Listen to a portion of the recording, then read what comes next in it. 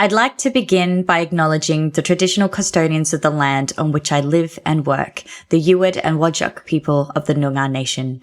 I pay my respects to their elders, past, present and emerging, and extend that respect to all First Nations, including Aboriginal and Torres Strait Islanders who may be watching today's episode. Which in my head, I thought, oh, if there's bad news, you would start with bad news. So people always think that it's either gay men, drug users, or sex workers that can only get HIV. He was not able to tell that I was a drug user. I think he just thought I was just a bit quirky. Just a bit quirky, I love that.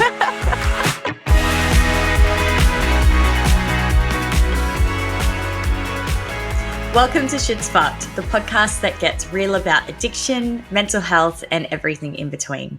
I'm Paris, and I spent 17 years battling the bottle, 10 years hooked on meth, and I also did a stint in the escorting world, which nearly cost me everything, including my life. I was lost, disconnected, and completely unrecognizable from who I once was. With both lived and professional experience, including qualifications in alcohol and other drugs, I'm here to share what I've learned along the way. Shtsfcked isn't about offering the right way to recover. It's about showing that recovery is actually very personal. Every journey is unique, and this podcast brings you stories, insights, and practical tools to help you find what works for you. Now, just a disclaimer, we dive into some tough topics here, including addiction, all forms of abuse, trauma, mental illness, suicide, self-harm, and the realities of life in recovery. These discussions can be intense, so please take care while listening and just make sure you're in the right headspace too. Don't forget to follow or subscribe to the podcast. Your support actually helps us more than you know, and it's one of the best ways to keep these conversations going. I hope you enjoy the show. And welcome to the show, Rhys Ross. Thank you so much for joining us. Hey, Paris. Thank you so much for having me today. I'm so excited to have you. For our listeners out there, it's actually been a long time coming getting Rhys on the show, and I'm so fucking excited. How's your week been? What have you been up to? I mean, you just mentioned to me previously before we actually started that you just came back from Germany. What were you doing over there? I was over there attending the International AIDS Conference over in Munich. So I got offered a scholarship to go and attend. It was a 7-day conference. People attend. It's like a global conference. People attend from all over the world. It's a really good opportunity to meet with other people, meet with other services, see what's working. Because HIV is so different depending on what country you live in. And so just meeting all those people, hearing about their experiences, it was it's such a once in a lifetime opportunity. And you felt such a sense of community. Even though it's different in every country where we are all got the same goal. It was so amazing, but I'm so jet lagged still. I can imagine, because what is even the time difference in Germany? I have no idea. It's weirdly only 6 hours, but it's so far away. It messed up my sleep so bad because I got home around 9 p.m. But on that final flight home, I slept most of it. And so I was just not tired when I got home. I really messed it up. I messed it up so bad. Oh, that's like me every time I go to Melbourne, and that's what, a 2-hour difference? That fucks me.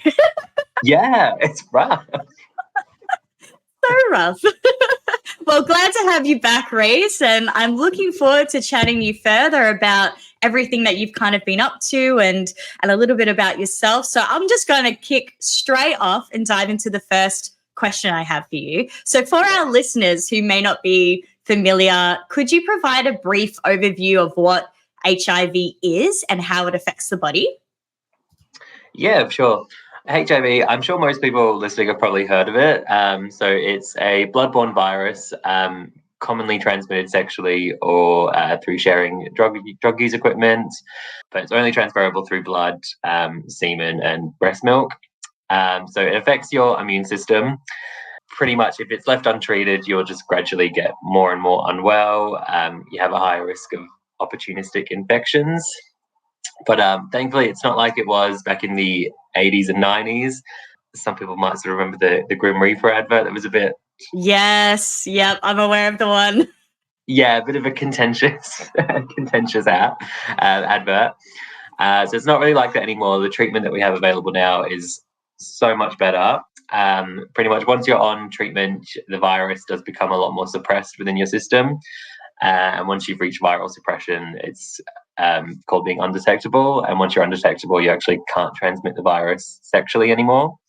So people can still go on and have like a very normal sex life, do all the things you love, still go barebacking. I know the gays love to do that. So you can still live a very happy, healthy life and still live a very good quality of life with HIV in 2024. Yeah. And actually on that, while we're talking about it, what are some of like the symptoms of HIV? Yeah, sure. So I guess when you initially acquire HIV, they say that you usually get a cold that comes at the very beginning. Right. For me personally, I don't really recall that happening. But who remembers every time they've had a cold or a flu-like symptom? You know what I mean? Yeah. Not me. Yeah, and when you've got a cold, you don't immediately think, "Oh, I've got HIV." No, So, not at all. no, so that happens sort of initially, and then because HIV it does work relatively slow, it's more of like a gradual. You'll get unwell. I know that for myself, right up until I was diagnosed, I'd lost quite a bit of weight. I was very pale looking, like way more than what I am just now. And I looked very gaunt. I had very dark circles around the eyes. I had a bit of, because I usually suffer quite badly with hay fever, and I'd been suffering with it for about 2 months before I was diagnosed, and I just constantly looked so congested and like puffy eyed, I think that was more I was unwell and my immune system was struggling to deal with that. And then, yeah, as you get more unwell, the symptoms can get a lot worse. Hopefully, you would get tested and diagnosed before it has the opportunity that to happen. But once you're on treatment, honestly, you live a very, very normal life. I think the only thing that's sort of happened to me is I've gotten a little bit more chubby, as much as I hate to admit that. Haven't we all? Honestly. It comes with age, Rhys. It's all right. No. I'm only 14. Barely a day over 21. Yeah. Oh my goodness. Oh, thank you for sharing that. That's definitely given me a lot more insight into how it impacts the body, and especially those early stages as well, to help us kind of catch that earlier and be able to get onto treatment as soon as possible. So could you please share a little bit more about your personal journey with HIV and like how you became involved in HIV peer support work? My words. No dramas. Yeah. Oh gosh. Where do we start? I guess From I the can tell you a little beginning. bit about what my life was like before I was diagnosed. Yeah, absolutely. Growing up as like a gay teenager, it's quite an isolating experience. Particularly when I was in high school, it was like still the early 2010s. Social media, it was around, but it wasn't as it's blown up so much in the last 10 to 15 years. Trying to connect with try and find other gay people online, it wasn't really as accessible as what it is now, and there wasn't a lot of representation in the media. So if you were gay, unless there was like someone else in your school that also happened to be gay, you didn't really know anyone. Sort of struggle having that shared identity with your peers, I suppose. Yeah. And there was a lot of school kids are pretty mean. I started out as being very faggy when I was in school, screaming around the hallways, listening to Lady Gaga, like very, very camp, very camp. I love it. I know. I reflect on it now. I'm like, I was having a good time. Yeah, I was like, that sounds wonderful. That sounds amazing. But yeah, school was a bit of an uncomfortable environment. Not everyone was very accepting of gay people in my school. I went to quite a religious school as well, so even the teachers weren't the greatest. That's really tough. Yeah, I remember I told a teacher once that getting picked on for being gay, and he said, "Well, if you don't want to get picked on for being gay, just don't be gay." Oh my god. Yeah. Fucking hell. Great, but I hadn't thought of that, You're like, gosh, why didn't I think of that earlier? Jesus, you've just changed my life. Yeah. And yeah, so it wasn't just the students, it was the teachers as well. I had one teacher actually, I remember she pulled me, I wasn't even in her class, and she pulled me out of the class I was in to have a chat with me. And she told me that God had come to her in a dream and told her that I was gay, and that she needed to spread the message that I shouldn't choose that lifestyle. I'm not going to find happiness. And I was just sitting there like, uh-huh. Oh my God, spiritual psychosis is a real thing. Oh, yeah. So it's just, Jeez. it was hectic. I wasn't the most academic in school either. Very, very below average grades. A teacher even wrote once on my thing, like, probably won't amount to much. And I was like, wow. Oh my Shots fired. God. Jeez. No, I mean, like, no wonder you weren't thriving. Like, look at the environment you were in. Jesus Yeah. Christ. Yeah. So that was going on at school. Home life wasn't a lot better. I have a relatively good relationship with my mum. I think when we're in our teenage years, though, I think we all have sort of we all get a bit angsty and like hate our parents a little bit, like a Oh, healthy amount when we're definitely. teenagers. Yeah, for sure. I mean, we're all going through so many transitions. There's a lot of hormones involved. I mean, yeah, I can definitely say I wasn't the nicest kid to my parents. Yeah, sorry, mum. Sorry. Um, so yeah, I had an okay relationship with mum. She was in a relationship with this guy that I didn't get along with throughout most of my high school, which again just made it home life a bit not the funnest environment. Luckily, he did like FIFO work, so he wasn't there all the time. So there's just a lot going on growing up. I felt like I didn't really know where I belonged in the world, and as I was getting older. When drugs were first introduced to me, it was literally on my 18th birthday, like my first night out clubbing.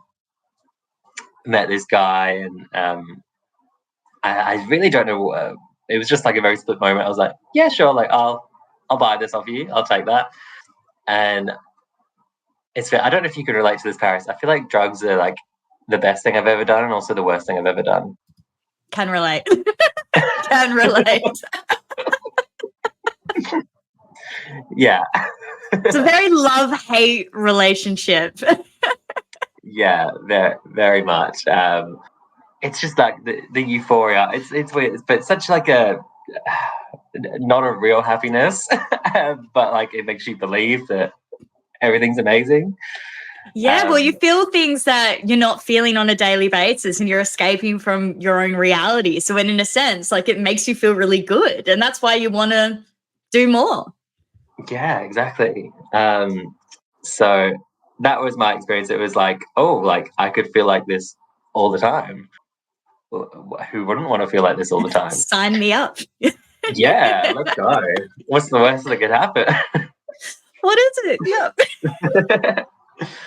But I think on that my 18th birthday, it was like MDMA or ecstasy, something like that. It was just eckies, and so that became like a bit of a ritual. Like every time I'd go clubbing, I have to take drugs. But I was going clubbing maybe like at least 3 times a week. I'd usually go on like a Wednesday or a Thursday, and then Friday, Saturday as well.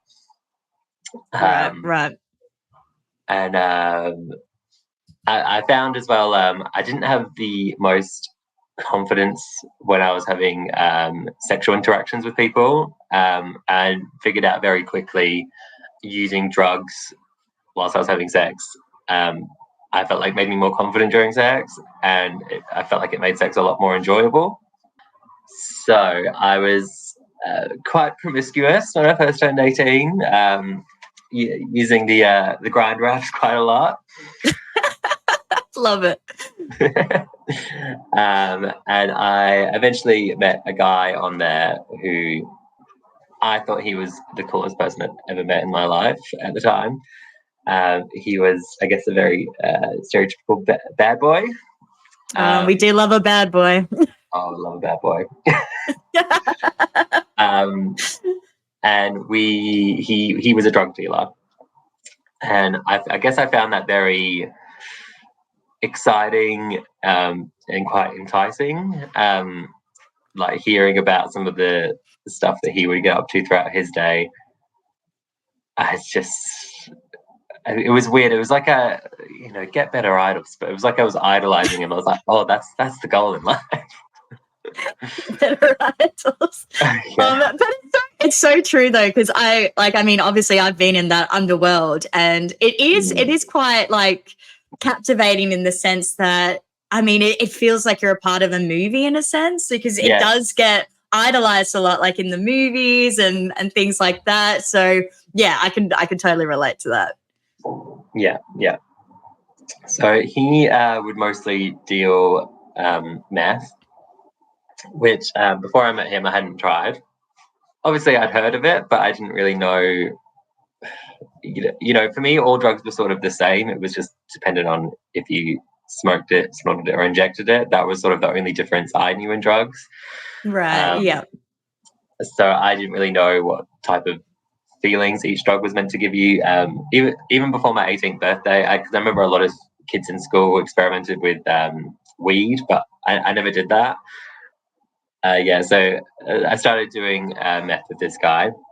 We're mostly just smoking it, and he would be dealing it. Most of the time, when I first met him, he would deal it from the house, but generally only for people that he knew. And then most of the time, he would go and do the drop-offs at people's houses. He was very, I guess on reflection, he was a very paranoid person. Things in the house, he would carry weapons in the house. He was always certain people were going to break in, people were after him. When he was saying all this, I thought, oh, it's because he's a dealer. That's sort of what he means. But on reflection, I'm like, oh no, he was a bit unhinged. He was a bit unhinged. Yeah, been there. Yeah. But again, like it just sort of played into my like, oh, this is exciting. Yeah. Like danger, exciting. Danger, woo. Yeah, going towards those red flags big time. running straight for them. So at some point, I guess he sort of became my boyfriend. It was weird. We never really had that, conversation of, we're together. We would never call each other our boyfriends, but we would tell each other that we loved each other. Right. Yeah. It was, again, sort of added into that, like you're in a movie. Yeah, the mystery of it all. Yeah. And so we would have, parties at the house, like chemsex parties at the house quite a lot. And then eventually his car stopped working, and so he wasn't able to do drop-offs anymore. And so he convinced me that it was, I should help him out. He gives me free drugs all the time. I sort of owe him a bit, and I sort of thought, oh yeah, like no, that's pretty reasonable. I'd never once given him money for drugs. I'd smoked a lot of drugs from him. So he would have me driving around most days. And sometimes I'd go to these houses where you go and do like the big pickups, and it's like the freezer bags. It's crazy now. I think at 18 I had just this deluded level of confidence that I would not get caught, which I'd be way too terrified to do that now. Oh yeah, no, not at all. No. And so, I remember him telling me as well, like, oh, if you get caught with it, like you're 18, like the police will just give you a slap on the wrist. It's not gonna matter. Whereas me, I'm in my 30s, like they'll put me in jail. And I was like, yeah, you're right. Like I won't get in trouble. You're like, I should do all of this. Yeah. Yeah. God. It's weird, that like sort of manipulation, but I didn't even question it at the time. I was just like, yeah, like that totally makes sense. Well, you probably felt obligated as well, because as you were mentioning, you were having, drugs for free and things like that. So you probably felt like you owed him. Yeah, I did. And like I said, like I loved him. So I thought, yeah, this is what you do for the people you love.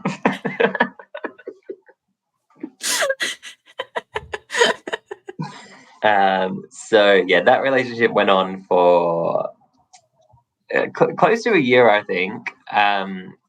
During that time as well, I did have like a normal job, but my drug use did start to affect my ability to be at work and actually do a good job. I was an apprentice hairdresser at the time.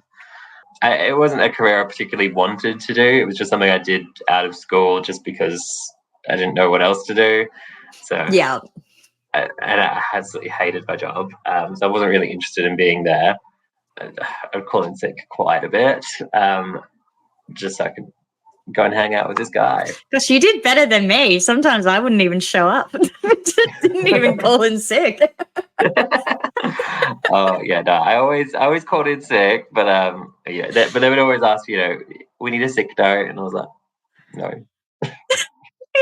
You're like, God, no. Like maybe I can just create one. I don't know. That's what my little cooked brain would do. Honestly, such a little fraudster. I didn't even think of that. I was just like, no, I'm not doing that. Too hard basket. Honestly, I was like, who's got the time? I've got driving to do today. So many deliveries. So many deliveries. Yeah. Put yourself together. So it's weird. I wasn't really necessarily making money whilst I was with him because, I was more just doing the exchange, but I guess I was benefiting a lot from these drug deals myself. So I didn't ever feel like I needed to get like a cut of right. money. Which again, it's one of those things again in hindsight where I'm like, God, I feel like I'm owed some drug money. Should have got my cut. Honestly. So that relationship did eventually go south. He himself actually owed a lot of money to various drug dealers around Perth. I think he racked up like tens of thousands of dollars, probably getting close to like 100K worth of debt. Oof, yeah, it's not where you want to be. No. So he actually ended up fleeing the country. No. Which he did. He did ask me to go. He was very fearful of his life, which, like, who knows if he actually ever was at risk or if it was all just in his head. I don't know. I've been in that underworld. I would say he would have been at risk if he owed that much money. Like, I mean, I'd seen so many dealers who would just go and bring a whole mob of people into someone's house, bash them, and then maybe take their hot tub or like something. Like, honestly, the amount of times I saw that happen. No, seriously. Like I saw one guy take this guy's hot tub and then just put it in his lounge room. And I was like, all right, like this is so random. And that was like the debt page. But like he got an absolute bashing. And it was just like, if he fucks up again, like we're going back. And I was like, oh God, like it gets intense. So I'm sure he would have been at risk. Yeah, so he left. Before he left, he did ask me to go with him. And I was like, well, like, where are you going? And he was like, I don't know yet. And there was part of me that thought, no, this probably isn't a good idea. So I said no, which I'm glad I did now because God knows where I'd be. Yeah, goodness, good on ya. Yeah, I actually don't think I had a passport either. So there you go. Save me.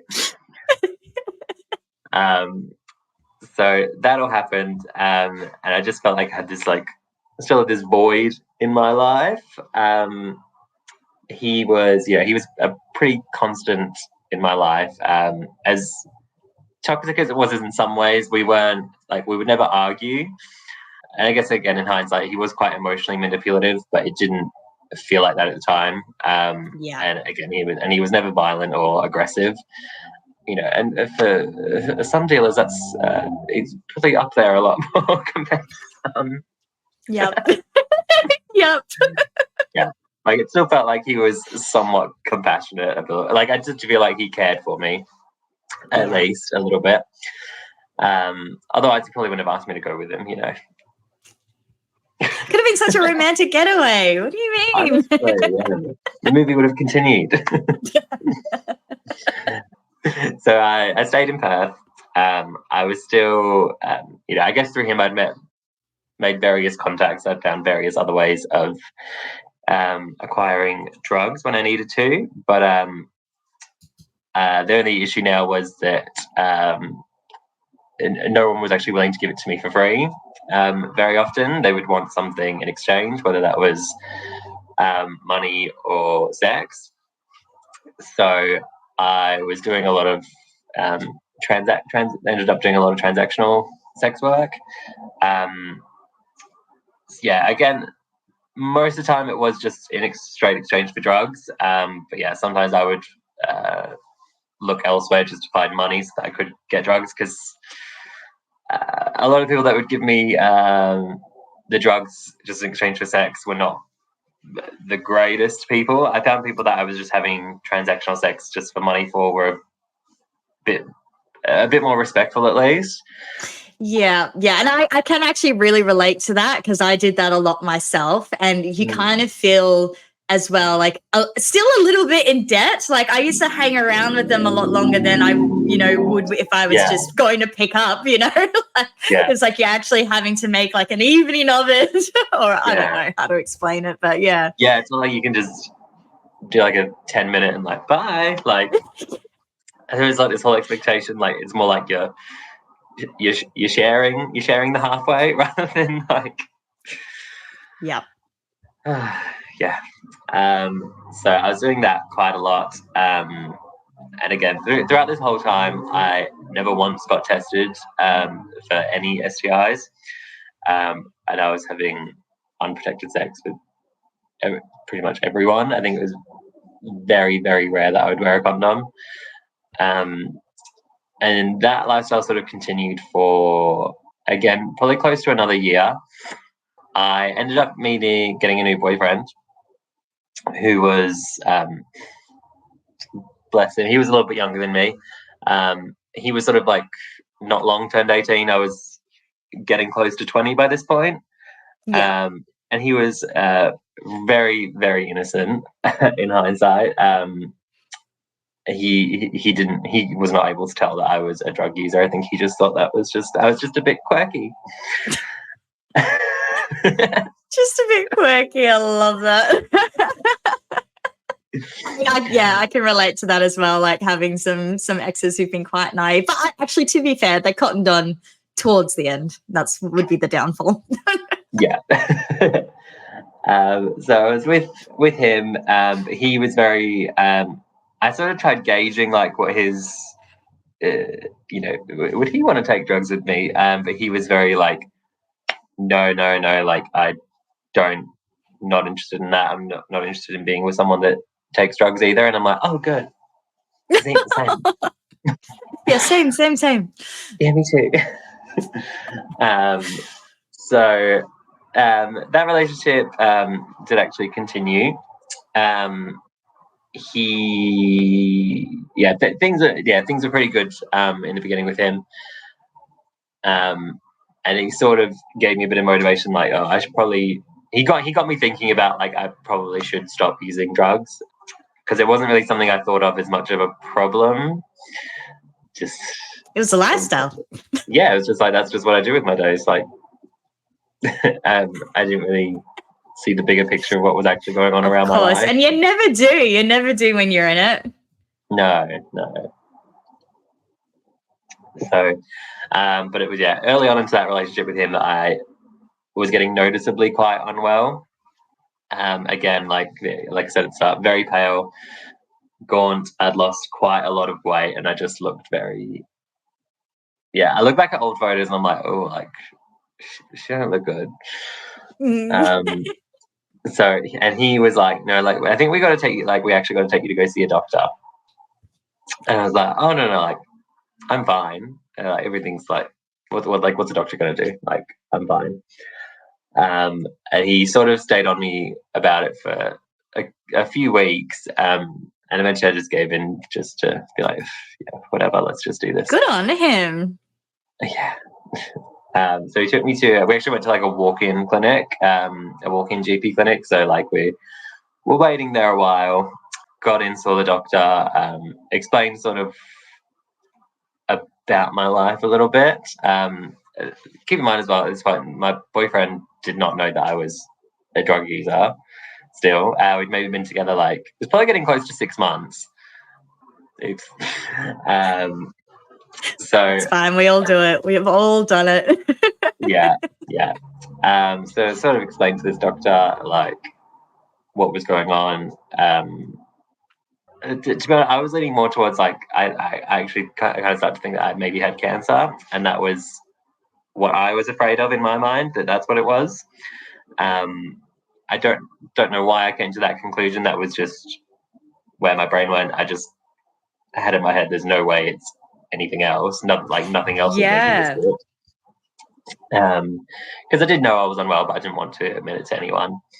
But the doctor, he only sent me for the only tests he did were for STI screenings, and I remember thinking, oh my god, homophobic. He said that I've got a Right. boyfriend, and he just wants he just wants me to go and like get tested. I was like, rude. Honestly, but I was like, no, I'll go prove this bitch wrong. I'll do the test. And then so I got recalled in for an urgent appointment about 2 days later. So the doctor that did the test with me, it was someone else getting the results. So I hadn't met this person before. And it was very awkward consult. She didn't really do a lot of eye contact with me. Oh, yeah, that's tough. Yeah, and it was a bit I got the vibe that the results were not going to be good. So I started preparing myself for the worst, and then she told me I had syphilis, which in my head I thought, oh, if there's bad news, you would start with bad news. So I felt really relaxed all of a sudden because I knew that syphilis was sort of curable. Yeah. So I was like, oh, like whatever. So she started talking about treatment options and whatnot, and I wasn't really listening to me. I was like, this is a waste of time. Yeah, this is nothing. yeah, this is nothing. Like, so I was very relaxed all of a sudden. I was like, all right, come on, let's get this over with. And then she told me that the main reason that actually called me back was because tested positive for HIV, which was, yeah, I think it was more difficult because I was expecting really bad news, and then she gave me as good news as syphilis can be. Yeah. I was very caught off guard all of a sudden. Understandably. And I was very upset. My knowledge on HIV was also very limited at that point as well. So I had quite a lot of questions for her. I'd obviously known that a lot of people had died from HIV historically. And so I tried asking her, like, am I going to die? And she was like, I don't know. Oh, God. Yeah. You could have handled this a lot better. Yeah. And you could tell, like I said, she wasn't really doing eye contact. She just really like awkwardly slid like a box of tissues down my way.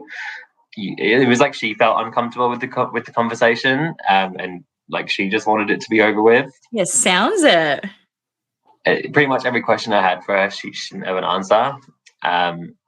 So she was like, I'm going to refer you to the hospital. They'll be able to help you more. This was also like only like 3 days before Christmas. And so I thought, oh, the hospital are not going to get back to me like anytime soon. No. Christmas time. So I left there, and I was very, because of the way she was answering the questions, I thought, I am dying. She just doesn't want to be the one to tell me. That's why she's waiting for the hospital to tell me. Yeah. So it was very, very stressful. I did a lot of, I guess, self-reflection about where I was in life, and like when I was growing up, is this the life that I wanted for myself? Was this the goal? And the answer was obviously no. But very scary because I obviously know now that I wasn't dying, but in that moment I thought I was. And I thought I didn't want to be a meth addict, sex worker with HIV who died in his early 20s. Yeah. So it sounds like it was quite a turning point as well for you, like to be able to reflect on, you know, what your life has been and where you actually want to be? Yeah, yeah. So I sort of sat with that for a bit. I got very lucky. The hospital actually contacted me relatively quickly. So even in those That's like 3 good. days before Christmas, they got me in, I think, on Christmas Eve to come and see What a them. time. I know. That Christmas is one that I'm just like, that was not fun. Just in the vault, so that goes. Yeah. So met with this nurse from the hospital, and she was able to clear things up for me a lot more. Oh, She was good. able to show me that I was not dying, which was a very big relief to hear. You poor thing. Oh, goodness. Yeah, it's one of those things that I've found out since that a lot of doctors, their knowledge is like nowhere near up to date on HIV. Really? Yeah. It's I'm quite lucky. I've got like a very good medical team now, but it is one of those things. Whenever I would go and see a new doctor, like, how are they gonna what are they gonna tell me? I went through a period. This is maybe not long before COVID. I was getting tonsillitis quite a lot. This is when you could go and see a GP with like a sore throat back in the day. Gosh, can't even remember those days. And, Wild times. I know, crazy. So I remember I was getting tonsillitis quite a bit at that point, and I was like, oh, I just need antibiotics. Like, I'll just find the nearest GP and I'll just go. And once that doctor found out I had HIV, he tried telling me the reason that I keep getting tonsillitis is because I'm getting AIDS and I'm dying. Oh And I my was God. like, what? Like, So it's much strange. misinformation. Yeah, and I guess you just don't expect that from medical professionals Yeah. to not, yeah, because I thought, fuck me, if he's telling me that, like, I obviously know that's not true, but fuck knows what he's telling other people who might not know, and they might Yeah. believe that. And do you think that is that something that still, do you feel, very present today? Is that still a very common issue? Yeah. Definitely, there's definitely stigma and discrimination still from the healthcare system. Again, I think it's because, some people, doctors, whatever year they sort of finished their studies, I don't know what the system is like at the moment to make sure that they are staying up to date on every part of medicine, which I Yeah. understand would be a very difficult thing to do. And sexual health is a very small part of all the things that could possibly be wrong with you. Of course.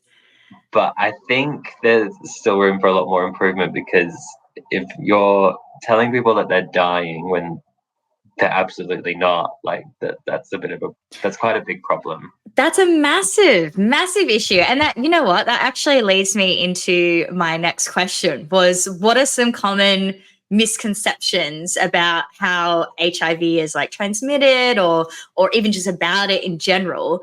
And what steps can people take to prevent, I guess, getting this bloodborne disease? Is that how you Bloodborne would? virus. Bloodborne virus, sorry. Bloodborne virus. Common misconceptions. So, yeah, look, this sounds awful coming from me, but people always think that it's either gay men, drug users, or sex workers that can only get HIV. Which, living up to the stereotype over here. So a lot of people have a very low self-perceived risk that it can happen to them. Yeah. But really, HIV can affect anyone. It doesn't, like, the virus doesn't know that you're a gay man or if you're a straight cisgendered woman. So it can happen to anyone. And yeah, people still, so it's only transferable really through blood, semen, and breast milk, but people still think that you can get it through saliva, sharing a drink, kissing someone, which is just, some people think you can get it through mosquitoes still. Oh, okay. Oh, it's ridiculous. Alrighty, time to give a shout out to our amazing sponsor, Equine Assisted Wellbeing Institute, which was founded by Felicity Rideout.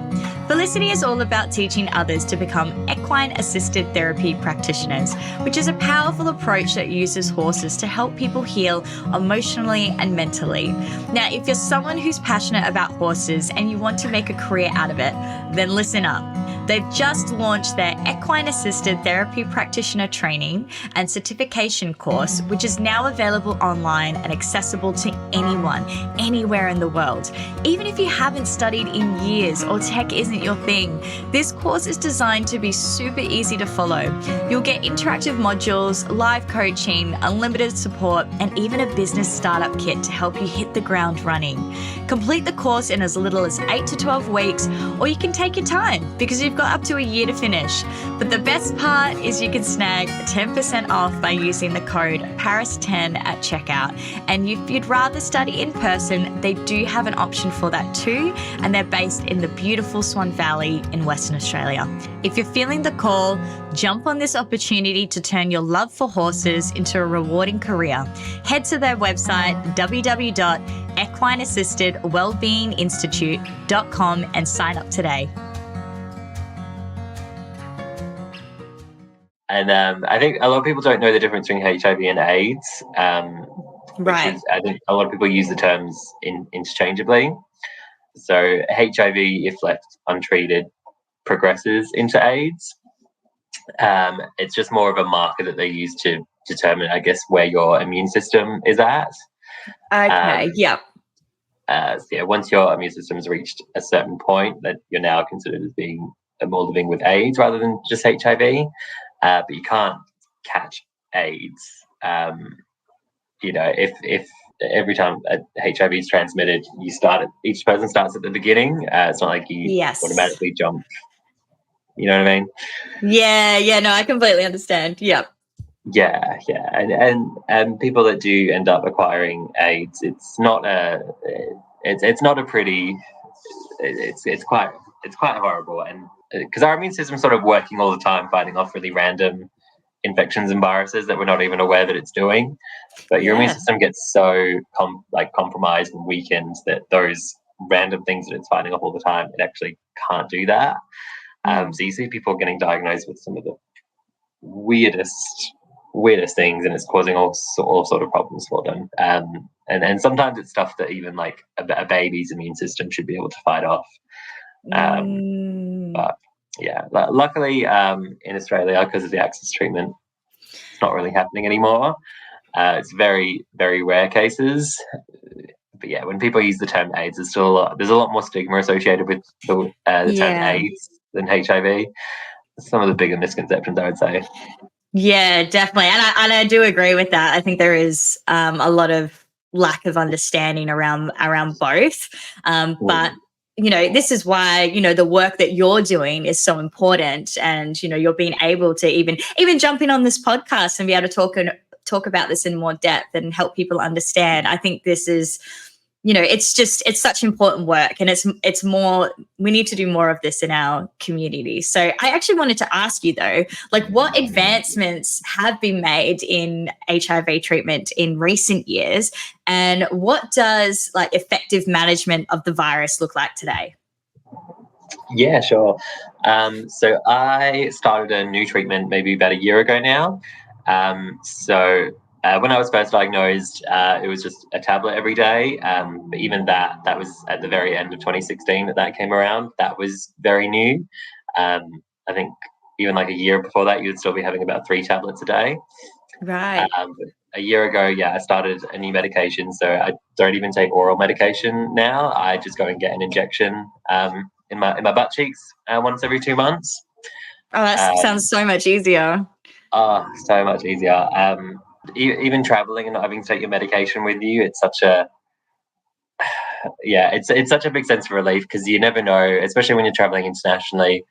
It's also in some countries you're not allowed to enter the country if you have HIV. Oh, really? I didn't know that. Yeah.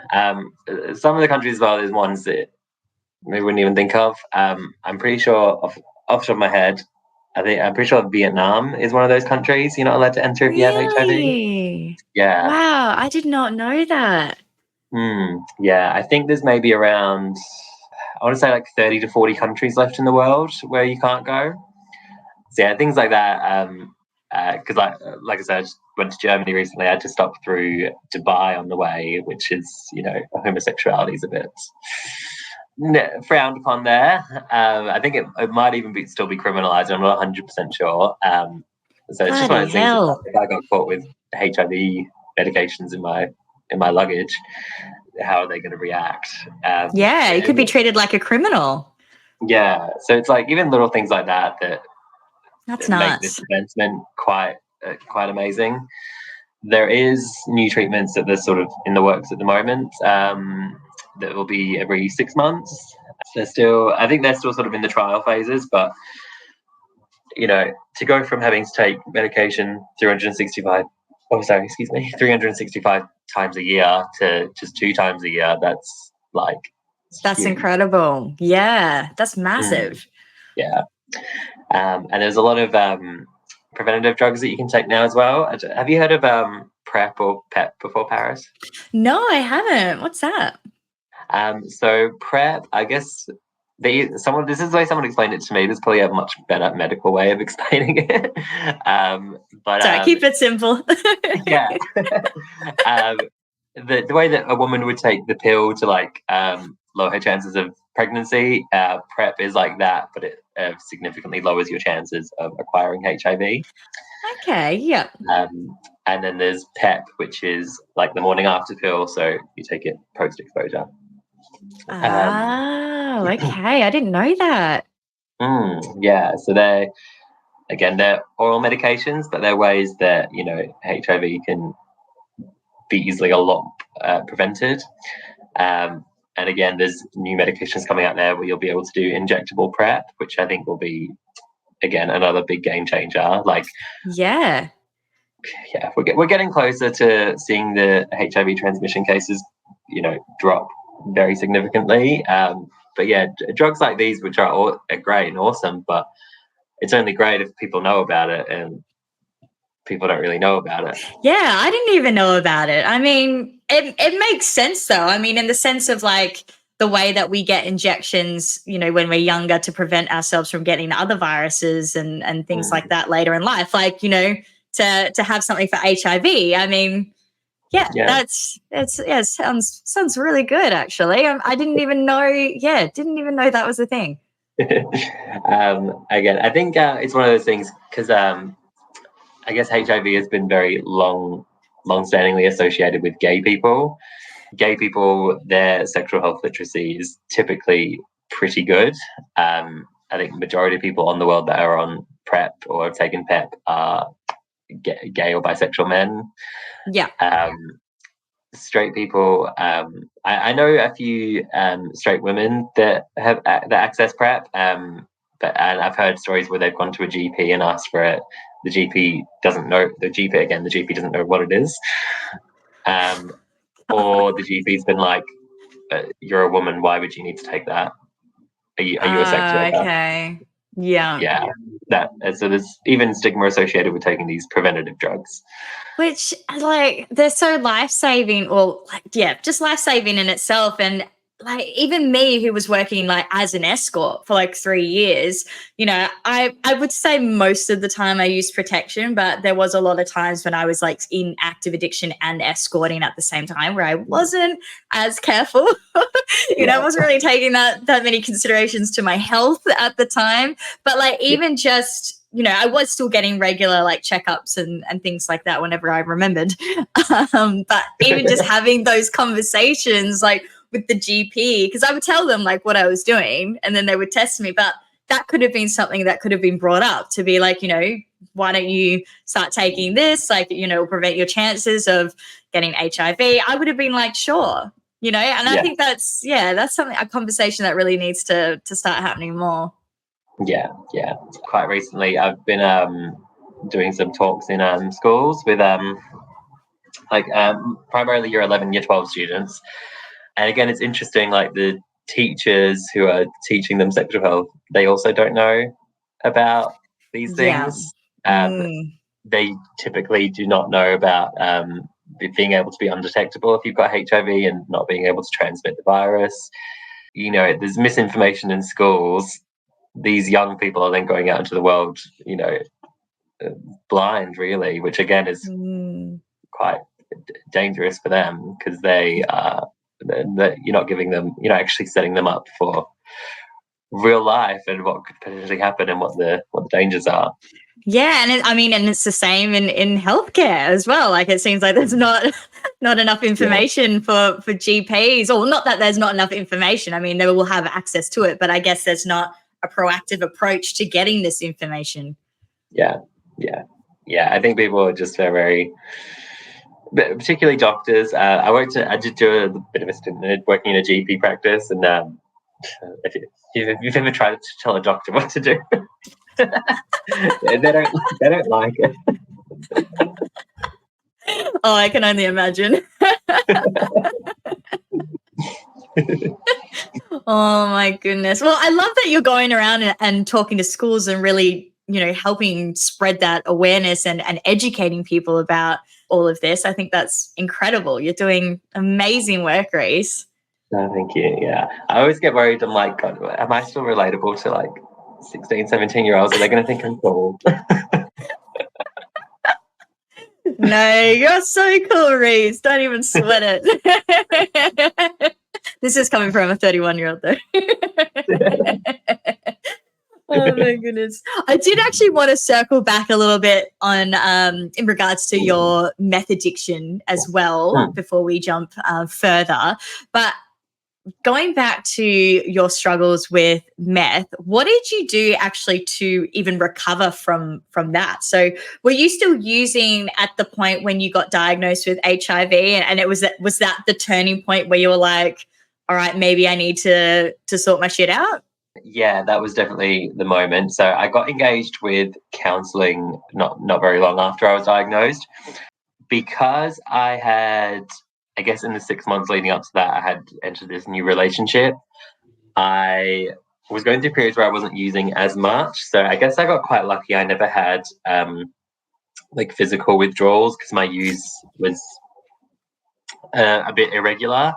Yeah. But it become more of a dependency in the sense that if something went wrong in my life, I didn't know what else to do, so I would just get high.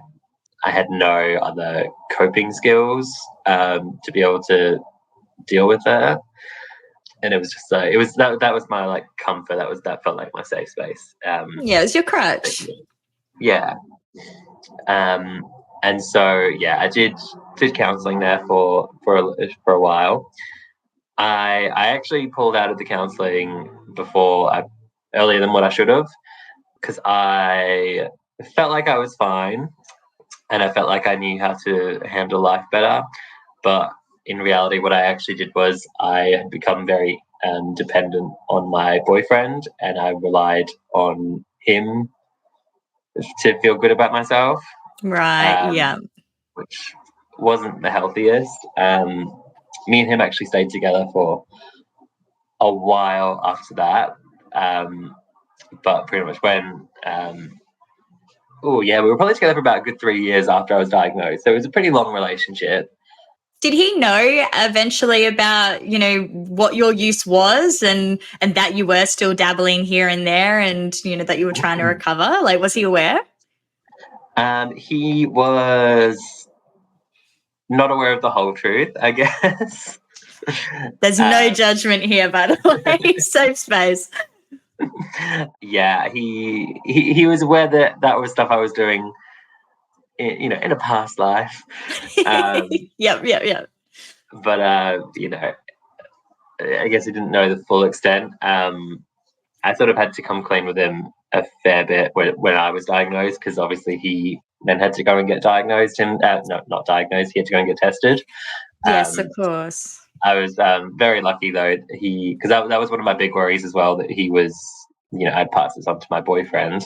Yeah, of course. So it was such a relief when his results actually came back negative, which was just like I'm like, oh my God, you're so lucky. You're like, damn you. He was my most regular sexual partner. Yes, yeah. Yeah. I think even he did pretty well considering he was 18 and he was also trying to be supportive of me, but he was also worried about himself. Like he actually did. I do have to give him some props. He was very good there.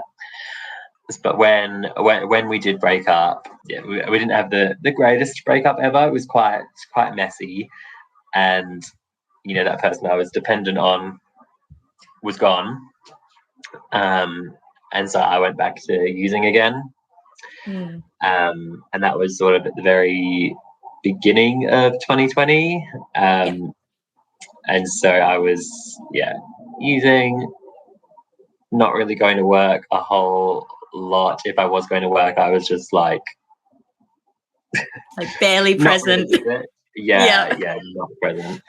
And I ended up actually having a hospital admission for a period, and then we've stayed off the drugs since then. I've I ended up going to more the counselling I did the first time around was just regular counselling, whereas this time I actually went to AOD counselling, and I was also seeing a psychologist for my mental health. Which I think I needed. Yeah, and I think at that point as well, I was, how old was I? I was 23, turning 24, whereas the first time I was 20, I think, but, a lot had happened in those few years, and I think I actually felt more ready to actually be able to deal with my life and, well, it's not an easy journey. I mean, it's so hard to face your own shit, right? It's so difficult. And even for myself, like it took me ages to get to a point where I was like actively daily in my recovery. Like I remember I was still seeing a psychologist while I was in active addiction. And I was just telling absolute porkies, like she had no clue I was on drugs. Like, no clue. I remember we got to the 10th session and she was just like, yep, so that's your 10 sessions done. I'd like lost so much weight by then. I stopped brushing my hair. Like I looked so bad. And she was like, yep, cool, on your way. And I was like, oh my God, sorted. I know. And I was just trying to check a box because everyone was on my case. And I was like, I'm going to therapy. Like, fucking. Yeah, what do you want? Yeah, I'm like, I'm doing the work. I was not doing the work. But yeah, it took me ages to actually, really come to a point where I was like, okay, I need to actually take this seriously. And I actually have that drive to want to be better, where I was kind of half in, half out for a while. It was mainly because of fear. Like it was that fear of change, the unknown, and just probably facing myself and like my feelings. That scared the shit out of me. Like, having to face my own traumas. I was like, no, thank you. Yeah, it's hard. It's hard. So but I think the AOD counselling, like I had such it was the first time I'd gone to see someone in that capacity where I actually felt like there was no judgment, and I feel like she just understood me, but she was very honest. You could sort of tell she didn't really take shit, but I don't know, I really responded to that. I was like, I respond to that too. Like I had a few AOD counselors like that, because that's something I did as well. As I saw a psychologist and an AOD counselor, and I found the psychologists were really good for dealing with like my heavy shit, like my trauma and moving through that, but the AOD counselor was really helping me kind of stay on top of like the maintenance and what I needed to do like going forward, and just learning a lot more about my mind and just the way that it responds, like the reward system, how that's impacted, just really getting more educated around what my particular addictions have done, like, to my body, and what to kind of expect coming away from that as well. Like the withdrawal process, I learned a lot about how, the inflammation in your brain as well from meth that occurs, and how long that actually takes for it to reduce, which I was shook when I found that out. Do you know how long that takes? 5 years. 5 years. I know. I was like, You're like, this makes so much sense. Oh my God. I know. I know. And so Actually, that makes sense now. Thinking about like, oh yeah. Checks out. I still have such bad like recall and memory loss, and yeah, it's all because the brain is still inflamed. It's not as inflamed as much as it was, but it's still got inflammation there. Interesting. Yeah, no, that does actually make sense on reflection. I know, it honestly rocked my world when I found that out. I was like, oh my God. So you found the AOD counselor was probably like the most helpful for you in regards to staying abstinent? Yeah, she was. Because it was like I felt like I wanted to impress her. It was weird. I don't know how to, like, I felt like I didn't want to let her down. Not that she ever gave the impression that she would be disappointed if I relapsed or anything. But you obviously respected, like, you know, her opinions and you know, and the advice that she was giving you. So you wanted to like give that back. I love that. Yeah, she was really awesome. But yeah, I never did like I don't think I really needed, I don't think I'm someone that needed to do like a rehab or a detox. Yeah. Like I said, my use, particularly that time I relapsed, it was relatively irregular and it wasn't like I was using for a very long period that time. Yeah. It all happened like over the space of a couple of months when I started again, and then the hospital admission. Yeah. We just went a bit off the rails that time. Bit of a whirlwind. Yeah, it was a wild time. And of course, when I came out of hospital, lockdown started. And I remember going to the shopping centre for the first time when I got out of hospital, and the shelves were empty. I was like, what's going on? Like, because no one in the hospital had told me what was going on. And I was just like, and I remember I had a few people come visit me, and obviously they're in a hospital, there's hand sanitizer. They're like, oh, hand sanitizer. And I was like, who cares? Who cares? Yeah, a girl? What about me? Leave the hand sanitizer alone. I could just imagine like just the shock of like, has the apocalypse hit? Like, what's going on? I was like, oh my God, am I still in like a psychosis? Like, am I dead? What happened? That took some adjusting. You know, it's funny. Well, it's not funny, but in 2020, it sounds like I kind of had a similar experience to you, that when I hit, like, I kind of lapsed again and I went really hardcore. I was just, you know, daily for, I don't know, I think it was like 6 months or something. And then I went into psychosis, and I ended up like in the hospital, and I was in a psych ward as well. Like, I was very suicidal as well. I was just, brain was all over the shop. But when I got out of there, I was like, gosh, this is when I was in Melbourne as well, by the way. I decided, I was like, look, like I need to do something different. Like, I'm not thriving here. Like, this isn't good for me to be here. I don't have any like solid support systems or my roots here. You know, maybe I should go back to Perth.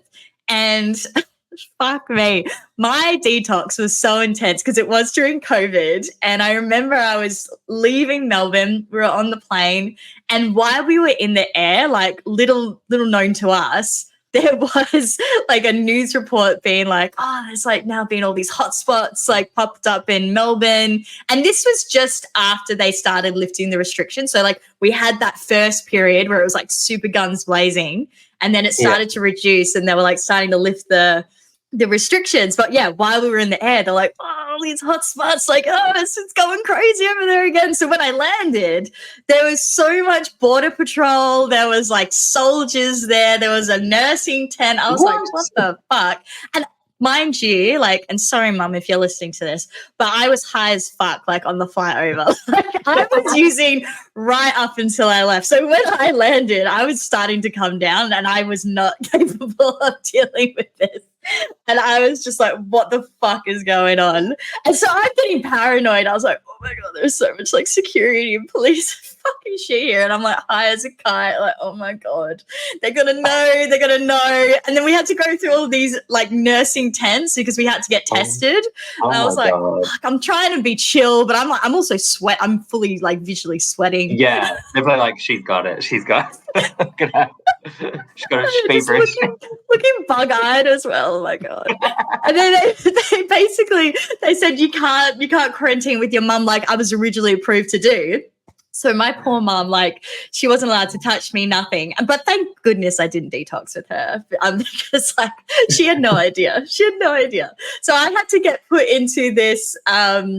It was a hotel, but it wasn't a fancy hotel. It was more like apartments. It was good though. It was a good amount of space. I had like a little kitchen and balcony. It was good, but I was there for 14 days. So that was my detox. Oh wow. So hardcore. I was like, oh my fucking God. I felt like such a dog. They would like bring my food on a tray and they would like slide it in. They were wearing like the full hazmat suits. I didn't have COVID, by the way. I didn't have Oh my God. It was so funny. I'm just dramatic. Like coming down like a motherfucker and I'm like, oh my Lord. Leave me alone. Yeah, like give me my food. Yeah, they're probably like, she's going through it. Something's going on with her.